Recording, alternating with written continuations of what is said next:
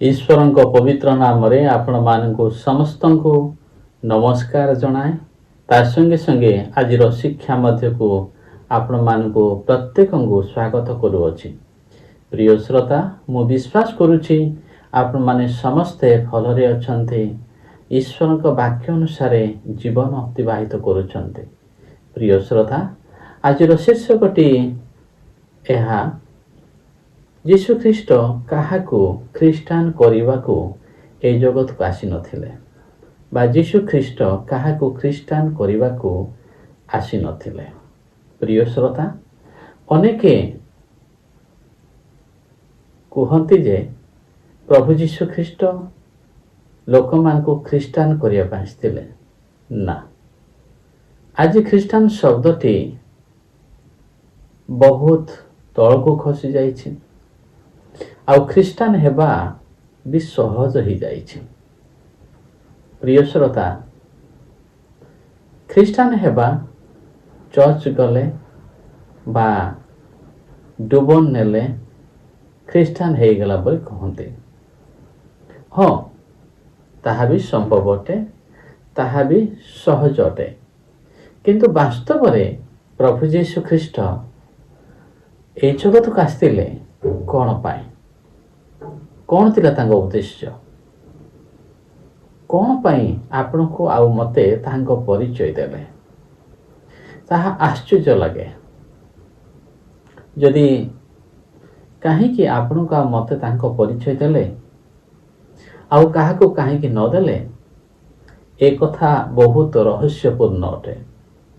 ଯଦି ଆପଣମାନେ ଜହନ ପୁସ୍ତକ ତାର 17 ପର୍ବର 6 ପଦ ପାଠ କରିବେ, ତ ସେ ଯାହା ଲେଖାଯାଏ, ତୁମେ ମୋତେ ଜଗତ ମଧ୍ୟରୁ ଯେଉଁ ଲୋକମାନଙ୍କୁ ଦାନ କଲ, ମୁଁ ସେମାନଙ୍କ ନିକଟରେ ତୁମର ନାମ ପ୍ରକାଶ କରିଅଛି। ସେମାନେ ତୁମ୍ଭର ଥିଲେ, ଆଉ ତୁମେ ମୋତେ ସେମାନଙ୍କୁ ଦାନ କଲ, ଆଉ ସେମାନେ ତୁମର ବାକ୍ୟ ପାଳନ କରିଅଛନ୍ତି। ପ୍ରିୟ ଶ୍ରୋତା, ଚର୍ଚ୍ଚ ଯିବା ସହଜ ଅଟେ, ପ୍ରାର୍ଥନା କରିବା, ଗୀତ ଗାଇବା ସହଜ ଅଟେ, କିନ୍ତୁ ଈଶ୍ୱରଙ୍କ ବାକ୍ୟ ଅନୁସାରେ ଜୀବନ କାଟିବା ଗୁରୁତ୍ୱପୂର୍ଣ୍ଣ ଅଟେ। ତାହା ଈଶ୍ୱର ଚାହାନ୍ତି, ତାହା ଈଶ୍ୱର ଚାହାନ୍ତି।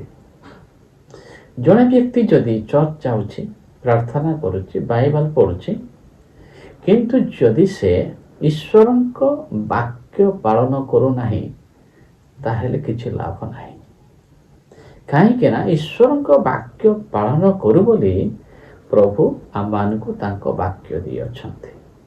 ପ୍ରିୟ ଶ୍ରୋତା, ତ ଆସନ୍ତୁ ଆଜିର ଧ୍ୟାନ ନିମନ୍ତେ ଆମେ ଯେଉଁ ଅଂଶଟି ପାଠ କରିବା, ତାହା ଏହା। ପ୍ରଥମ ଜହନ, ପତ୍ର ଜହନ କଥା ମୁଁ କହୁନି, ଗସ୍ପେଲ ଜହନ 1 ପର୍ବର 12 ପଦ ପଢ଼ିବା। ତ ପ୍ରଭୁଙ୍କ ବାକ୍ୟରେ ଏପରି ଲେଖା ହେଇଛି, ମାତ୍ର ଯେତେ ଲୋକ ତାହାଙ୍କୁ ଗ୍ରହଣ କଲେ, ଯେତେ ଲୋକ ପ୍ରଭୁ ଯୀଶୁ ଖ୍ରୀଷ୍ଟଙ୍କୁ ଗ୍ରହଣ କଲେ। ପ୍ରିୟ ଶ୍ରୋତା, ପ୍ରଭୁଙ୍କ ବାକ୍ୟ କହେ, ଅର୍ଥାତ୍ ଯେଉଁମାନେ ତାହାଙ୍କ ନାମରେ ବିଶ୍ୱାସ କଲେ, ଅର୍ଥାତ୍ ଯେଉଁମାନେ ତାହାଙ୍କ ନାମରେ ବିଶ୍ୱାସ କଲେ। ପ୍ରଥମ ଲେଖାଯାଇଛି, ମାତ୍ର ଯେତେ ଲୋକ ତାହାଙ୍କୁ ଗ୍ରହଣ କଲେ, ଅର୍ଥାତ୍ ଯେଉଁମାନେ ତାହାଙ୍କ ନାମରେ ବିଶ୍ୱାସ କଲେ, ସେ ସମସ୍ତଙ୍କୁ ସେ ଈଶ୍ୱରଙ୍କ ସନ୍ତାନ ହେବାର ଅଧିକାର ଦେଲେ, ଯେଉଁମାନେ ପ୍ରଭୁ ଯୀଶୁ ଖ୍ରୀଷ୍ଟଙ୍କ ଠାରେ ବିଶ୍ୱାସ କଲେ। ଯେଉଁମାନେ ପ୍ରଭୁ ଯୀଶୁ ଖ୍ରୀଷ୍ଟଙ୍କୁ ଗ୍ରହଣ କଲେ, ପ୍ରଭୁ ଯୀଶୁ ଖ୍ରୀଷ୍ଟ ସେମାନଙ୍କୁ ଈଶ୍ୱରଙ୍କ ସନ୍ତାନ ହେବାର ଅଧିକାର ଦେଲେ। ପ୍ରିୟ ଶ୍ରୋତା, ଏପରି କୌଣସି ଜାଗାରେ ପଦ ନାହିଁ ଯେ ପ୍ରଭୁ ଯୀଶୁ ଖ୍ରୀଷ୍ଟ ସେମାନଙ୍କୁ ଖ୍ରୀଷ୍ଟିଆନ କରିବା ପାଇଁ ଆସିଥିବେ ବୋଲି। କିନ୍ତୁ ଏହି ପଦ କ୍ଲିୟରଲି କହେ, ପ୍ରାଞ୍ଜଳ ଭାବେ କହେ, ଯେଉଁମାନେ ପ୍ରଭୁ ଯୀଶୁ ଖ୍ରୀଷ୍ଟଙ୍କୁ ଗ୍ରହଣ କଲେ, ଅର୍ଥାତ୍ ଯେଉଁମାନେ ତାଙ୍କ ନାମରେ ବିଶ୍ୱାସ କଲେ, ସେ ସମସ୍ତଙ୍କୁ, ଜଣକୁ ନୁହେଁ, ସେ ସମସ୍ତଙ୍କୁ, ଅର୍ଥାତ୍ ଯେତେ ଲୋକ ତାହାଙ୍କୁ ଗ୍ରହଣ କଲେ ଅର୍ଥାତ୍ ଯେଉଁମାନେ ତାହାଙ୍କ ନାମରେ ବିଶ୍ୱାସ କଲେ ସେ ସମସ୍ତଙ୍କୁ କ'ଣ କଲେ ପ୍ରଭୁ ଯୀଶୁଖ୍ରୀଷ୍ଟ ନା ଈଶ୍ୱରଙ୍କ ସନ୍ତାନ ହେବାର ଅଧିକାର ଦେଲେ। ସ୍ୱର୍ଗରେ କିଏ ରୁହନ୍ତି? ଆପଣମାନେ ସମସ୍ତେ କହିବେ ସ୍ୱର୍ଗରେ ଈଶ୍ୱର ରୁହନ୍ତି।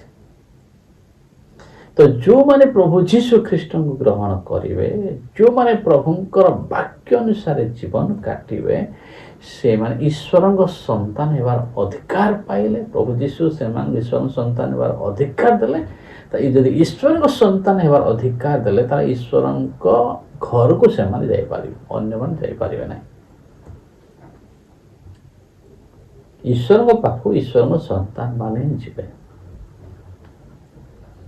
ଈଶ୍ୱରଙ୍କ ପାଖକୁ ଈଶ୍ୱରଙ୍କ ସନ୍ତାନ ମାନେ ଯିବେ, ଅନ୍ୟମାନେ ଯିବେ ନାହିଁ। ତ ଖ୍ରୀଷ୍ଟିଆନ ହେବା ପାଇଁ ଡୁବ ନେବାକୁ ପଡ଼େ। ଡୁବ ନେବାଟା ପାଣିରେ ବୁଡ଼ିକି ଆସିବାଟା ଅତି ସହଜ। ଖ୍ରୀଷ୍ଟିଆନ ହେବା ପାଇଁ ଚର୍ଚ୍ଚ ଯିବାକୁ ପଡ଼େ।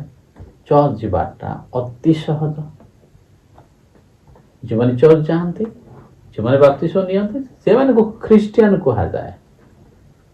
କିନ୍ତୁ ଯେଉଁମାନେ ଈଶ୍ୱରଙ୍କ ବାକ୍ୟ ଅନୁସାରେ ଜୀବନ କାଟନ୍ତି, ପବିତ୍ର ଜୀବନ କାଟନ୍ତି, ଧର୍ମମୟ ଜୀବନ କାଟନ୍ତି, ଈଶ୍ୱରଙ୍କ ଇଚ୍ଛା ଅନୁସାରେ ଜୀବନ କାଟନ୍ତି, ସେମାନେ ଈଶ୍ୱରଙ୍କ ସନ୍ତାନ ହେବାର ଅଧିକାର ପାଆନ୍ତି। ଆଜିର ଦିନରେ ଈଶ୍ୱରଙ୍କ ସନ୍ତାନ ହେବା କଷ୍ଟଦାୟକ ନା ଖ୍ରୀଷ୍ଟିଆନ ହେବାଟା କଷ୍ଟ? ଖ୍ରୀଷ୍ଟିଆନ ହେବାଟା ସହଜ ଅଟେ। ଈଶ୍ୱରଙ୍କ ସନ୍ତାନ ହେବାଟା କଷ୍ଟ ଅଟେ। କାହିଁକି ନା ଜଣେ ଯଦି ଈଶ୍ୱରଙ୍କ ବାକ୍ୟ ଅନୁସାରେ ଜୀବନ କାଟିବନି ତାହେଲେ ଈଶ୍ୱରଙ୍କ ସନ୍ତାନ ହେଇପାରିବ ନାହିଁ। ଆଉ ସ୍ୱର୍ଗକୁ ଈଶ୍ୱରଙ୍କ ସନ୍ତାନ ମାନେ ଯିବେ, ଖ୍ରୀଷ୍ଟିଆନ ମାନେ ଯିବେ ନାହିଁ। ଯେଉଁ ଖ୍ରୀଷ୍ଟିଆନ ମାନେ କି ଏପଟେ ପ୍ରଭୁ ପ୍ରଭୁ ହେଉଥିବେ କିନ୍ତୁ ଏ ସବୁ ଦୁଷ୍କର୍ମ କରୁଥିବେ, ସମସ୍ତ ମନ୍ଦ କର୍ମ କରୁଥିବେ, ସେମାନେ କେବେ ଈଶ୍ୱରଙ୍କ ରାଜ୍ୟକୁ ଯିବେ? ଅନେକ ଭାବନ୍ତି ଆମେ ଅନୁତାପ କଲେ ଈଶ୍ୱର ଆମକୁ କ୍ଷମା କରିବେ। ଆରେ ଭୁଲ କରିବା ପୂର୍ବରୁ ଭୁଲ ବୋଲି ଆପଣମାନେ ଜାଣିଛନ୍ତି, ସେ ଭୁଲ କରନ୍ତୁ ନାହିଁ। ଜାଣି ବୁଝିକି ଯଦି ଭୁଲ କରିବେ ନା ଈଶ୍ୱର ତା କ୍ଷମା ଦେବେ ନାହିଁ।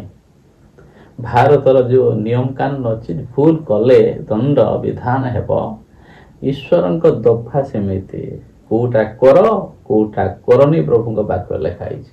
ଆଉ ଯୋଉଟା ପ୍ରଭୁ କହିଛନ୍ତି କର ନାହିଁ ଯଦି କରିବେ, ସେଇଦିନ ହବା ପରମେଶ୍ୱର ମନା କରୁଥିଲେ ସେ ଫଳ ଖାଇବା ପାଇଁ, ସେ ଖାଇଲେ ପାପ କଲେ, ପାପ କରି ହେତୁ ମୃତ୍ୟୁ ଜଗତରେ ପ୍ରବେଶ କଲା, ଅଭିଶାପ ଆସିଲା। ଆଉ ମଣିଷ ମୁଣ୍ଡର ଝାଳ ତୁଣ୍ଡରେ ମାରି ଖାଇବାକୁ ପାଇଲା। ଆଉ ମଣିଷ ସମସ୍ତ ଈଶ୍ୱରକୁ ହରେଇଲା, ପାପୀ ହେଲା, ଦୁଷ୍କର୍ମ କାର୍ଯ୍ୟ କରିବାକୁ ଆରମ୍ଭ କଲା। ପାପ ତାଙ୍କୁ ସେପରି କରେଇଲା। ଈଶ୍ୱରଙ୍କ ବାକ୍ୟକୁ ଆମେ ହାଲକା ନ ନେଉ, ଈଶ୍ୱରଙ୍କ ଆଜ୍ଞାକୁ ଆମେ ହାଲକା ନ ନେଉ। ଈଶ୍ୱରଙ୍କ ଆଜ୍ଞାକୁ ଯେଉଁମାନେ ହାଲକା ନିଅନ୍ତି, ଈଶ୍ୱରଙ୍କ ବାକ୍ୟକୁ ଯେଉଁମାନେ ହେୟଜ୍ଞାନ କରନ୍ତି, ସେମାନେ ନିଜ ଜୀବନ ପାଇଁ ଅଭିଶାପ ଆଣନ୍ତି, ବିନାଶ ଆଣନ୍ତି। ହିତବାଦ 13 ପଦରେ ଲେଖା ହେଇଛି, ଯେଉଁମାନେ ପରମେଶ୍ୱରଙ୍କ ବାକ୍ୟକୁ ଅଗ୍ରାହ୍ୟ କରନ୍ତି ସେମାନେ ନିଜ ଜୀବନ ପାଇଁ ଅଭିଶାପ ଆଣନ୍ତି, ବିନାଶ ଆଣନ୍ତି। ତ ଯେଉଁମାନେ ପରମେଶ୍ୱରଙ୍କ ଆଜ୍ଞାକୁ ଭୟ କରନ୍ତି ସେମାନେ ମହାପୁରସ୍କାର ପ୍ରାପ୍ତ ହେବେ, ସେମାନେ ପୁରସ୍କାର ପାଇବେ। ତ ଈଶ୍ୱରଙ୍କ ସନ୍ତାନ ମାନେ ଈଶ୍ୱରଙ୍କ ବାକ୍ୟ ପାଳନ କରିବେ, ତାଙ୍କ ବାପାଙ୍କ କଥା ମାନିବେ। ଯେଉଁମାନେ ଈଶ୍ୱରଙ୍କ ସନ୍ତାନ ନୁହନ୍ତି ସେମାନେ ଅଭିନୟ କରିବେ କିନ୍ତୁ ପ୍ରକୃତ ଭାବରେ ଈଶ୍ୱରଙ୍କ ବାକ୍ୟ ଅନୁସାରେ ଜୀବନ କାଟିବେ ନାହିଁ। ପ୍ରିୟ ଶ୍ରୋତା ମାନେ, ନିଜ ନିଜକୁ ସେମାନେ ଆତ୍ମସମୀକ୍ଷା କରୁ। ଆମେ ଖ୍ରୀଷ୍ଟିଆନ ହେଇଛୁ ନା ଈଶ୍ୱରଙ୍କ ସନ୍ତାନ ହେଇଛୁ? ଭଲସେ ନିଜ ନିଜ ପରୀକ୍ଷା କରୁ, ଆତ୍ମସମୀକ୍ଷା କରୁ। ଈଶ୍ୱରଙ୍କ ବାକ୍ୟ ଅନୁସାରେ ଜୀବନ କାଟୁଛୁ ନା ଆମେ ଯେମିତି ଇଚ୍ଛା ସେମିତି ଜୀବନ କାଟୁଛୁ?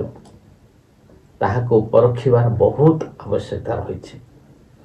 ପୁଣି ପ୍ରଭୁଙ୍କ ବାକ୍ୟ କହେ 13 ପଦ, ସେମାନେ ରକ୍ତରୁ, ଶରୀର ଇଚ୍ଛାରୁ ଅବା ମନୁଷ୍ୟର ଇଚ୍ଛାରୁ ଜାତ ହେଲେ ନାହିଁ, ବରଂ ଈଶ୍ୱରଙ୍କ ଠାରୁ ଜାତ ହେଲେ। ଯେଉଁମାନେ ପ୍ରଭୁ ଯୀଶୁ ଖ୍ରୀଷ୍ଟଙ୍କୁ ତ୍ରାଣକର୍ତ୍ତା, ଉଦ୍ଧାରକର୍ତ୍ତା ଭାବେ ଗ୍ରହଣ କଲେ, ଅର୍ଥାତ୍ ଯେଉଁମାନେ ପ୍ରଭୁ ଯୀଶୁ ଖ୍ରୀଷ୍ଟଙ୍କୁ ଗ୍ରହଣ କଲେ ବା ବିଶ୍ୱାସ କଲେ, ସେ ଯେଉଁ ବିଶ୍ୱାସ କଲେ ଈଶ୍ୱରଙ୍କ ବାକ୍ୟକୁ ବିଶ୍ୱାସ ଆମେ ପ୍ରଭୁ ଯୀଶୁଖ୍ରୀଷ୍ଟଙ୍କୁ ଏବେ ଦେଖିନାହୁଁ, ଫିଜିକାଲି ଆମେ ତାହାଙ୍କୁ ଦେଖିନାହୁଁ, କିନ୍ତୁ ଈଶ୍ୱରଙ୍କ ବାକ୍ୟ ମାନେ ବିଶ୍ୱାସ କରୁଛୁ। ତ ଆମେ ଈଶ୍ୱରଙ୍କ ସନ୍ତାନ ହେବାର ଅଧିକାର ପାଇଛୁ। ଆମ ବିଷୟରେ କୁହାଯାଏ, ଆମ ବିଷୟରେ ବାଇବଲ କୁହେ, ସେମାନେ ରକ୍ତରୁ ଶରୀର ଇଚ୍ଛାରୁ ବା ମଣିଷର ଇଚ୍ଛାରୁ ଜାତ ହେଲେନି। ପ୍ରିୟ ପ୍ରଭୁଙ୍କ ସନ୍ତାନ ମାନେ ରକ୍ତରୁ, ମାନେ ମଣିଷ ରକ୍ତର ଇଚ୍ଛା ଅଛି, ଶରୀର ଇଚ୍ଛା ଅଛି, ଏମିତି ଜାତ ହେଲେ ନାହିଁ, ବରଂ ସେମାନେ କ'ଣ ହେଲା, ଈଶ୍ୱରଙ୍କ ଠାରୁ ଜାତ ହେଲେ। ଯେଉଁମାନେ ପ୍ରଭୁ ଯୀଶୁଖ୍ରୀଷ୍ଟ ଗ୍ରହଣ କରନ୍ତି, ଯେଉଁମାନେ ପ୍ରଭୁ ଯୀଶୁଖ୍ରୀଷ୍ଟଙ୍କର ବିଶ୍ୱାସ କରନ୍ତି, ସେମାନେ ଈଶ୍ୱରଙ୍କ ଠାରୁ ଜାତ ହୁଅନ୍ତି। ଆଉ ସେମାନେ ଈଶ୍ୱରଙ୍କ ବାକ୍ୟକୁ ପାଳନ କରନ୍ତି। ପ୍ରିୟ ପ୍ରଭୁଙ୍କ ସନ୍ତାନ ମାନେ ଆପଣଙ୍କୁ କେବଳ ଖ୍ରୀଷ୍ଟିଆନ କହିକି ପ୍ରତାରଣା କରନ୍ତୁ ନାହିଁ। ଆପଣଙ୍କୁ ଈଶ୍ୱରଙ୍କ ସନ୍ତାନ, ଈଶ୍ୱରଙ୍କ ସ୍ୱଭାବ, ଈଶ୍ୱରଙ୍କ ଚରିତ୍ର, ଈଶ୍ୱରଙ୍କ ଗୁଣରେ ବୃଦ୍ଧିପ୍ରାପ୍ତ ହୁଅନ୍ତୁ। ପ୍ରଥମ ଆଦମ ଯେତେବେଳେ ପାପ କରିନଥିଲେ, ଈଶ୍ୱର ତାଙ୍କୁ ନିଜ ସାଦୃଶ୍ୟରେ ନିଜର ପ୍ରତିମୂର୍ତ୍ତିରେ ସୃଷ୍ଟି କରିଥିଲେ। ପାପ ନ କରିବା ପୂର୍ବରୁ ସେ ପାପ କରିବାରୁ ଈଶ୍ୱରଙ୍କ ଅନୁଗ୍ରହରୁ ପତିତ ହେଲେ। ପ୍ରଭୁ ଯୀଶୁଖ୍ରୀଷ୍ଟଙ୍କ ଦ୍ୱାରା ଈଶ୍ୱର ପୁନର୍ବାର ଆମମାନଙ୍କୁ ସେ ପୂର୍ବ ଆଦମ, ଯେଉଁ ପାପ ରହିତ ଆଦମ ଯେମିତି ଥିଲେ, ସେମିତି ଆମମାନଙ୍କୁ ବନେଇବାକୁ ଚାହାନ୍ତି। ପ୍ରିୟ ଶ୍ରୋତା, ଆପଣ ସେମିତି ବନୁଛନ୍ତି କି ନାହିଁ? ପ୍ରତ୍ୟେକ ଦିନ ନିଜ ଜୀବନକୁ ଆତ୍ମସମୀକ୍ଷା କରନ୍ତୁ। ଅଯଥାରେ ଆପଣଙ୍କୁ ପ୍ରତାରଣା କରନ୍ତୁ ନାହିଁ। ଖାଲି ଖ୍ରୀଷ୍ଟିଆନ ବୋଲି, ଖାଲି ଯଦି ନାମଧାରୀ ଖ୍ରୀଷ୍ଟିଆନ ହେଇଛନ୍ତି, ନାମରେ ଜୀବିତ, ପ୍ରକୃତରେ ମୃତ ହେଇଛନ୍ତି, କିଛି ଲାଭ ହେବ ନାହିଁ। ଆପଣ ନରକକୁ ଯିବେ। ଯଦି ସ୍ୱର୍ଗକୁ ଯିବାକୁ ଚାହୁଁଛନ୍ତି, ପ୍ରକୃତ ମନ ପରିବର୍ତ୍ତନ କରନ୍ତୁ, ଆଉ ଈଶ୍ୱରଙ୍କ ବାକ୍ୟ ଅନୁସାରେ ଜୀବନ କାଟନ୍ତୁ, ଈଶ୍ୱରଙ୍କ ଇଚ୍ଛା ଅନୁସାରେ ଜୀବନ କାଟନ୍ତୁ। କାହିଁକି ଜାଣିଛନ୍ତି? ୟା ଜଷ୍ଟ ଆରମ୍ଭ ପୂର୍ବରୁ ମୁଁ ଆପଣଙ୍କୁ ଗୋଟେ ପଦ କହିଥିଲି, ତାହା ହେଉଛି ଜହନ 17 ପର୍ବର 6 ପଦ କୁହେ, ତୁମେ ମୋତେ ଜଗତ ମଧ୍ୟରୁ ଯେଉଁମାନଙ୍କୁ ଦାନ କର, ମୁଁ ସେମାନଙ୍କ ନିକଟରେ ତୁମ ନାମ ପ୍ରକାଶ କରିଅଛି। କାରଣ ସେମାନେ ତୁମ୍ଭର ଥିଲେ, ସେମାନେ ତୁମ୍ଭର ଥିଲେ ଲେଖା ହେଇଛି। ଆଉ ତୁମେ ମୋତେ ସେମାନଙ୍କୁ ଦାନ କଲ, ଆଉ ସେମାନେ ତୁମର ଭାଗ୍ୟ ପାଳନ କରିଅଛନ୍ତି। ଯେଉଁମାନଙ୍କୁ ପରମେଶ୍ୱର ପୂର୍ବରୁ ବାଛିଛନ୍ତି, ସେମାନେ ପ୍ରଭୁଙ୍କର ବାକ୍ୟ ପାଳନ କରନ୍ତି। ପୂର୍ବରୁ କେବେ ଜାଣିଛନ୍ତି ପ୍ରିୟମାନେ? 2 ତିମୋଥୀ 1 ପର୍ବର 9 ପଦ କୁହେ, ସେମାନଙ୍କୁ ପରିତ୍ରାଣ କରିଅଛନ୍ତି ଓ ପବିତ୍ର ଆହ୍ୱାନରେ ଆହ୍ୱାନ କରିଅଛନ୍ତି, ଆମମାନଙ୍କ କର୍ମ ଅନୁସାରେ ନୁହେଁ, ତାଙ୍କ ନିଜ ସଂକଳ୍ପ ଓ ଅନୁଗ୍ରହ ଅନୁସାରେ, ତାହାଙ୍କ ନିଜ ସଂକଳ୍ପ ଓ ଅନୁଗ୍ରହ ଅନୁସାରେ ସେ ତାହା କରିଅଛନ୍ତି। ଆଉ ସେହି ଅନୁଗ୍ରହ ଅନାଦି କାଳ ପୂର୍ବରେ ଖ୍ରୀଷ୍ଟ ଯୀଶୁଙ୍କ ଠାରେ ପ୍ରଦତ୍ତ ହେଇଥିଲା। ପ୍ରିୟମାନେ, এই ପଦଟା ପଢ଼ିଲେ ମୋତେ ବହୁତ ଉତ୍ସାହିତ ଲାଗେ। ସ୍ୱର୍ଗ ଓ ପୃଥିବୀ ସୃଷ୍ଟି ନ ହେବା ପୂର୍ବରୁ ପରମେଶ୍ୱର ଆପଣଙ୍କୁ ଆଉ ମୋତେ ଅନୁଗ୍ରହ କରିଥିଲେ, ଆଶୀର୍ବାଦ କରିଥିଲେ। ତ ଆମେ ସେତେବେଳେ କୋଉଠି ଥିଲୁ? ଖ୍ରୀଷ୍ଟ ଯୀଶୁଙ୍କ ଠାରେ ଥିଲୁ। ଖ୍ରୀଷ୍ଟ ଯୀଶୁଙ୍କ ଠାରେ ସେମାନଙ୍କୁ ଆଶୀର୍ବାଦ କରିଥିଲେ, ସେମାନଙ୍କୁ ଅନୁଗ୍ରହ କରିଥିଲେ। ପ୍ରିୟ ଶ୍ରୋତା, ତ ଈଶ୍ୱରଙ୍କ ସହିତ ସମ୍ପର୍କ ଅନାଦି କାଳ ପୂର୍ବର ସମ୍ପର୍କ ଅଟେ। ଆଉ ଅନାଦି କାଳ ପୂର୍ବରୁ ପରମେଶ୍ୱର ଏହି ସ୍ୱପ୍ନ ଦେଖିଛନ୍ତି ଆପଣ ପାଇଁ, ଯାହାକି ଏଫେସୀୟ 2 ପର୍ବ 10 ପଦ ଲେଖା ହେଇଛି। କାରଣ ଆମମାନେ ତାହାଙ୍କ ରଚନା, ଯେ ସମସ୍ତ ସତ୍କାର୍ଯ୍ୟ ଆମମାନେ କରିବୁ ବୋଲି ଈଶ୍ୱର ପୂର୍ବରୁ ଆୟୋଜନ କରିଥିଲେ। ଆଚରଣରେ ସେସବୁ ସାଧନ କରିବା ନିମନ୍ତେ ଆମେ ଖ୍ରୀଷ୍ଟ ଯୀଶୁଙ୍କ ଠାରେ ସୃଷ୍ଟ ବୋଲି ପରମେଶ୍ୱରଙ୍କ ବାକ୍ୟ କହେ। ପ୍ରିୟ ଶ୍ରୋତା, ଆସମାନେ ନିଜ ନିଜ ଜୀବନକୁ ଆତ୍ମସମୀକ୍ଷା କରିବା। ଆମେ ଖ୍ରୀଷ୍ଟିଆନ ହେଇଛୁ ନା ମାନେ ଈଶ୍ୱରଙ୍କ ସନ୍ତାନ ହେଇଛୁ? ପ୍ରତ୍ୟେକ ଖ୍ରୀଷ୍ଟିଆନ ଈଶ୍ୱରଙ୍କ ସନ୍ତାନ ହେଇପାରିବ ଯେତେବେଳେ ସେ ଈଶ୍ୱରଙ୍କ ଇଚ୍ଛାକୁ ସାଧନ କରିବ। କେବଳ ନାମ ଧରି ଯଦି ଖ୍ରୀଷ୍ଟିଆନ ହେଇଛନ୍ତି, କିଛି ଲାଭ ନାହିଁ, କିଛି ଲାଭ ନାହିଁ। ତ ଆସୁ, ଆମେ ଆମକୁ ବହୁତ ଭଲସେ ଜାଣିଛୁ, ଆଉ କେହି ଆମମାନଙ୍କୁ ଅଧିକ ଜାଣିନାହାନ୍ତି। ଆମେ ପ୍ରକୃତରେ ଈଶ୍ୱରଙ୍କ ସନ୍ତାନ ହେଇଛୁ କି ନାହିଁ? ଯଦି ହେଇଛୁ ବୋଲି କହୁଛୁ, ତାହେଲେ ଆମେ ନିଶ୍ଚୟ ପ୍ରଭୁଙ୍କର ବାକ୍ୟକୁ ପାଳନ କରୁଥିବା ଦରକାର ଅଛି। ଯଦି ପ୍ରଭୁଙ୍କର ବାକ୍ୟକୁ ପାଳନ କରୁନାହୁଁ ତାହେଲେ ଆମେ କିପରି ଈଶ୍ୱରଙ୍କ ସନ୍ତାନ ହେଇଛୁ? ସେଇଦିନ ହବା ଈଶ୍ୱରଙ୍କ ବାକ୍ୟକୁ ଅଗ୍ରାହ୍ୟ କରିବା ଦ୍ୱାରା ଶୈତାନର ସନ୍ତାନ ହେଇଗଲା, ଆଉ ପୃଥିବୀ ମଧ୍ୟକୁ ପାପ ଆଣିଲା। ସେପରି ଯଦି ଆମେ ବାକ୍ୟ ପାଳନ କରୁନୁ ତାହେଲେ ପ୍ରଭୁଙ୍କର ସନ୍ତାନ କିପରି ହେଇଛୁ? ତ ଆସ ଆମେ ନିଜ ନିଜକୁ ଧୋକା ନ ଦେଉ। ଅନୁଗ୍ରହ ସମୟ ଆମମାନଙ୍କ ପାଇଁ ହିଁ ରହିଛି, କେବେ ସେ ସରିଯିବ ଆମେ ଜାଣୁନୁ। ତା ପୂର୍ବରୁ ନିଜକୁ ଆତ୍ମସମୀକ୍ଷା କରେ, ବାସ୍ତବରେ ପ୍ରଭୁଙ୍କ ସନ୍ତାନ ଭାବରେ ଈଶ୍ୱରଙ୍କ ଇଚ୍ଛାକୁ ସାଧନ କରି ଈଶ୍ୱରଙ୍କ ବାକ୍ୟ ପାଳନ କରି କରି ଆମେ ତାହାଙ୍କ ଅପେକ୍ଷାରେ ଥାଉ।